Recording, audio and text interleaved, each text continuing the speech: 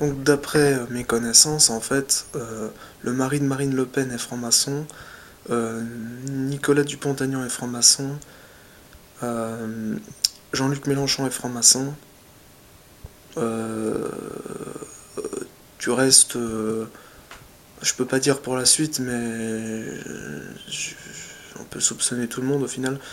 Pour ça que de toute façon, moi c'est à tout réglé, hein, je l'avais dit, je vais voter Karim Ouchir, parce que c'est beaucoup mieux pour, comme je l'ai dit, de valoriser l'humilité d'une personne, un petit parti, plutôt que d'avancer dans les grands axes qui sont en fait des axes erronés, périmés, euh, déplacés, on va dire. C'est normal que les anciens aient voté Front National, vu que de toute façon ils n'ont connu que ça, l'armée et la guerre.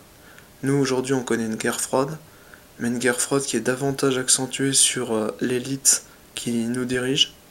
Mais je dirais même qu'au-delà de la France, ça se retrouve aux États-Unis, ça se retrouve dans tous les pays du monde, parce qu'au final c'est toujours le plus fort qui l'emporte.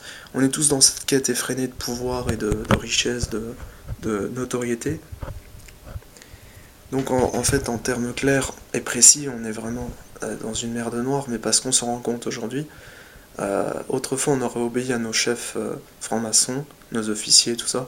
Aujourd'hui, on est dans une politique enfin tellement pourrie qu'on se rend compte que de toute façon, ça va pas bien continuer bien loin, quoi. Je veux dire, les gens se rendent compte dans tous les pays qu'ils habitent qu'il y a des problèmes, et bizarrement, ces problèmes se retrouvent à droite et à gauche, hein. Il n'y a pas de pays particulier où il y a pas de problème.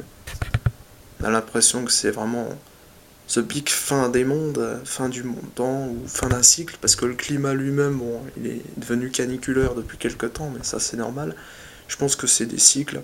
Et puis en fait, on s'aperçoit que on se laisse plus faire aujourd'hui parce que déjà on n'est plus obligé de faire un service militaire qui coûtait vachement cher, pour ça que Chirac l'a supprimé.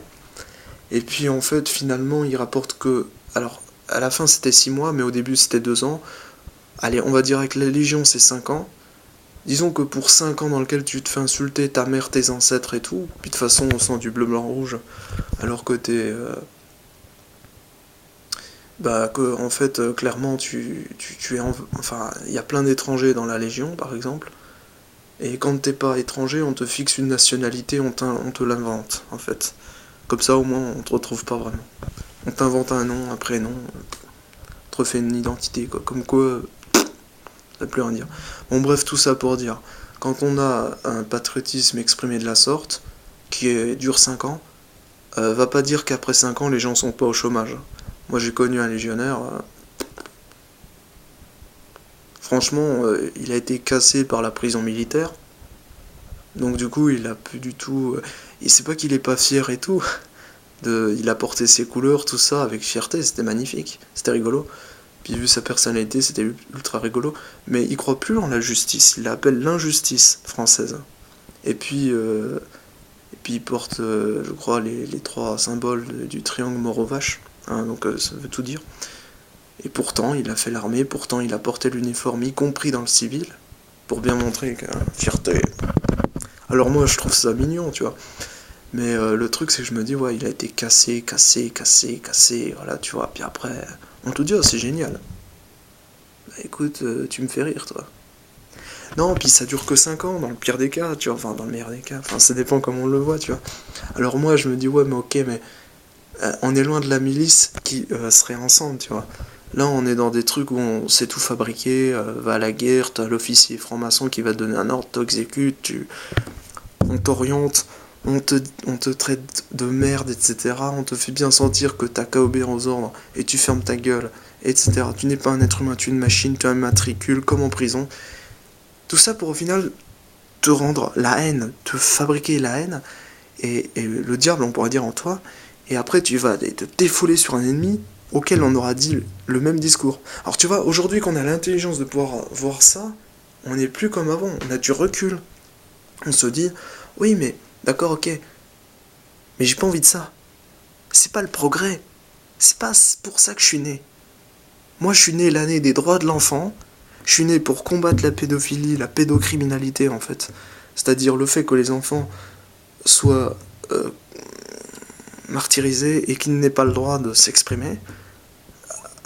Donc Je suis né l'année de la chute du mur de Berlin, qui a été une cassure totale, une chute vertigineuse, une confrontation, comment dirais-je, un conflit intergénérationnel, tu vois. On est passé du communisme le plus strict, qui était fraternel au possible, à un capitalisme dans lequel on a vu la prostitution être le seul rempart contre la pauvreté. Donc toutes les filles de l'Est sont allées dans l'Ouest, il y a eu un mélange pas possible en Allemagne, et dans le monde entier ça a été la crise, quoi, ça a été le bordel. Après mai 68, après les années dans lesquelles tu pouvais aborder une fille dehors dans la rue sans te faire traiter de gros porc, de gros pervers, de gros... Voilà, et ben on est passé dans un monde où de la liberté, on est passé dans un monde à, je sais pas, à une telle liberté d'un côté, puis en même temps un tel enfermement sur soi, que ça devient plus possible. C'est plus gérable.